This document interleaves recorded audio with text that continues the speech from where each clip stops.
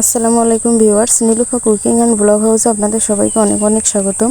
আজ আমি আপনাদের তৈরি করে দেখাবো বাসায় খুব সহজে কীভাবে কেক তৈরি করবেন সেই রেসিপিটি। যারা নতুন তারা কিন্তু প্রথম হতে শেষ পর্যন্ত ভিডিওটি দেখলে প্রথমবারেই কিন্তু সফল হবেন কেক বানানোর জন্য। তো প্রথমে হচ্ছে আমি রুম টেম্পারেচারে থাকা 2টা ডিম আমি ভেঙে নিয়েছি। তো আপনারা চাইলে কিন্তু কাঁটা চামচ দিয়ে এই ডিমটাকে ফেটিয়ে নিতে পারবেন। তো আমি একটা হ্যান্ড উইস্কের সাহায্যে হচ্ছে ডিমটাকে ফেটিয়ে নেব, যাতে করে খুব তাড়াতাড়ি ডিমটা ফেটানো যায়। তো এখানে আমি একটা হ্যান্ড উইস্ক নিয়ে নিয়েছি। তো এটা দিয়ে আমি হচ্ছে ফেটিয়ে নেব 2 মিনিট মতো। তো আপনারা যত বেশি ডিমটাকে ফেটবেন তত কিন্তু কেকটা অনেক বেশি নরম হবে, স্পঞ্জি হবে। তো আজকে কিন্তু আমি খুব বেশি ফেটবো না, দেখতেই পাচ্ছেন আমি কতটুকু ফেটবো আর দেখতেই পাবেন। অনেকে আছে ফোমের মতো করে তৈরি করে নেয়, সেই কেকগুলো কিন্তু আসলে অনেক স্পঞ্জি হয়। তো আজকে আর ফোমের মতো করে তৈরি করব না। তো ফেটিয়ে নেওয়া হয়ে গেলে এখানে 1 চিমটি পরিমাণ দিয়ে দিচ্ছি লবণ আর দিয়ে দিচ্ছি 1/3 কাপ পরিমাণ চিনি। আপনারা চিনির পরিমাণটা বাড়িয়ে অথবা কমিয়ে আপনাদের পছন্দ মতো নিতে পারেন, স্বাদ মতো। তো চিনিটা দিয়ে আমি আবারও কিছুক্ষণ ফেটিয়ে নেব। যতক্ষণ না পর্যন্ত চিনিটা গলে যায় ততক্ষণ ফেটিয়ে নিতে হবে। আর আপনারা চাইলে কিন্তু এভাবে করে 10 মিনিট থেকে 12 মিনিট পর্যন্ত ফেটিয়ে নিলে ফোমের মতো তৈরি হয়ে যাবে। যেহেতু আমার হাতে আজকে অনেক কম সময় ছিল, এর জন্য আমি কিন্তু খুব বেশি ফোমের মতো তৈরি করি না। আর এখানে নিয়ে নিচ্ছি ভ্যানিলা এসেন্স। এটা হচ্ছে ডিমের গন্ধটা চলে যাওয়ার জন্য। আর ভ্যানিলা কেক বানাতে গেলে কিন্তু অবশ্যই এই ফ্লেভারটা দেওয়ার চেষ্টা করতে হবে। তারপর হচ্ছে দিয়ে দিচ্ছি 1/3 কাপ পরিমাণ সয়াবিন তেল। রান্নার রেগুলার তেলটাই দিবেন এখানে। তো তেলটা দিয়েও আমি খুব ভালোভাবে ফেটিয়ে নিয়েছি। এবার হচ্ছে এখানে একটা ছাঁকনি দিয়ে দিচ্ছি। ছাঁকনার মধ্যে দিয়ে দিচ্ছি হচ্ছে 1 কাপ পরিমাণ ময়দা। 1 কাপ ময়দার জন্য এখানে দিয়ে দিচ্ছি 1 চা চামচ পরিমাণ বেকিং পাউডার। তারপরে 1 চিমটি পরিমাণ দিয়ে দিচ্ছি লবণ। এই শুকনো উপকরণগুলো আমি এবার একটু চেলে নেব। অবশ্যই কিন্তু এই উপকরণগুলো চেলে নেওয়ার চেষ্টা করবেন, সেক্ষেত্রে কিন্তু কেকটা যে বেটারটা তৈরি করবেন বেটারটা অনেক বেশি মসৃণ হবে। তো চেলে নেওয়া হয়ে গেছে। এবার হচ্ছে আমি একটা স্প্যাচুলার সাহায্যে আমি হচ্ছে বেটারটা তৈরি করে নেব। তো আপনারা যদি কেউ চান হাত দিয়ে তৈরি করবেন সেটাও পারবেন। তো যারা হাতে মাখানোর ভয় করেন, এরকম একটা স্প্যাচুলা দিয়ে কিন্তু আপনারা বেটারটা তৈরি করে নিতে পারবেন। খুব সহজে কিন্তু তৈরি হয়ে যাবে। তো দেখতেই পাচ্ছেন আমি কিভাবে করে তৈরি করছি। তো স্পিডটা একটু বাড়িয়ে দিয়েছি যাতে করে ভিডিওটা অনেক বেশি লং না হয়ে যায়। আর দেখতেই পাচ্ছেন কিন্তু 2 মিনিটও লাগে না আমার বেটারটা তৈরি করতে, আর অনেক বেশি মসৃণ হয়ে গিয়েছে।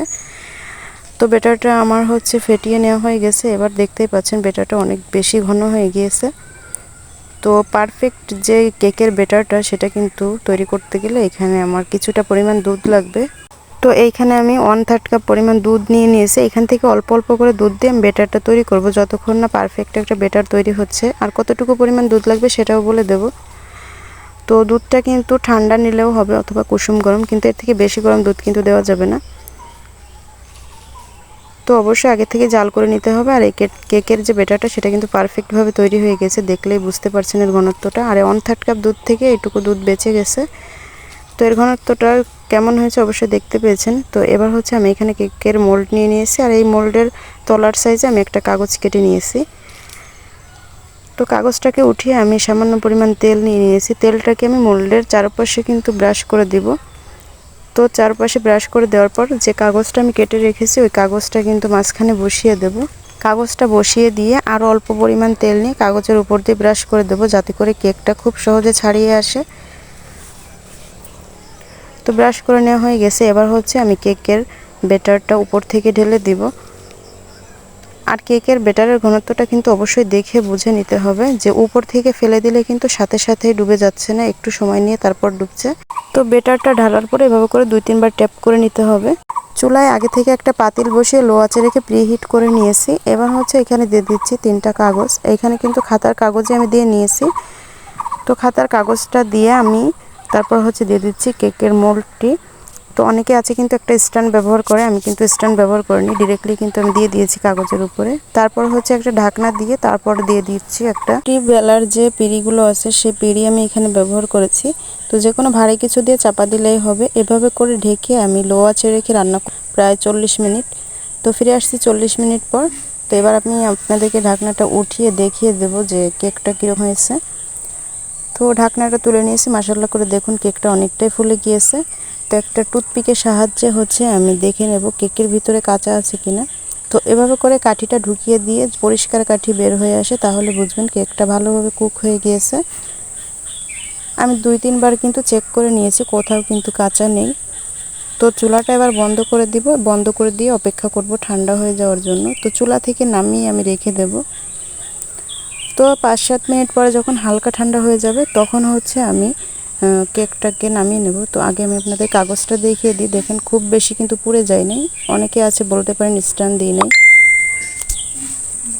তো কেকটা যখন একটু ঠান্ডা হয়ে আসবে তখন হচ্ছে এর উপরে একটা প্লেট আমি উপর করে দিয়ে খুবই সাবধানের সাথে কেকটাকে উল্টে আমি বের করে নেব। এখানে কিন্তু কোনো প্রকার ঝাঁকাঝাঁকি নাচানাচি করা লাগে নাই, শুধু উপর করে দিয়েছে আর কেকটা কিন্তু পড়ে গিয়েছে। তো এবার হচ্ছে উপর থেকে আমি কাগজটা তুলে নেব। আর দেখতে পাচ্ছেন যে ট্যাপ করার সময় কিন্তু খুব ভালোভাবে ট্যাপ করা হয় নাই, এর জন্য কিন্তু উপর থেকে গর্তের মতো ভিতর দিকে চলে গিয়েছে। তো কেকটাকে আমি সোজা করে নিয়েছি। এবার হচ্ছে আপনাদেরকে পাশের যে কালারটা এটা দেখিয়ে দেব। আসলে ওভেনের মতো কালারটা কিন্তু আসবে না কখনোই এরকম করে দিলে। আর যারা দেখান যে ওভেনের মতো কালার আসে, এটা আমার মনে হয় ফেক ভিডিও।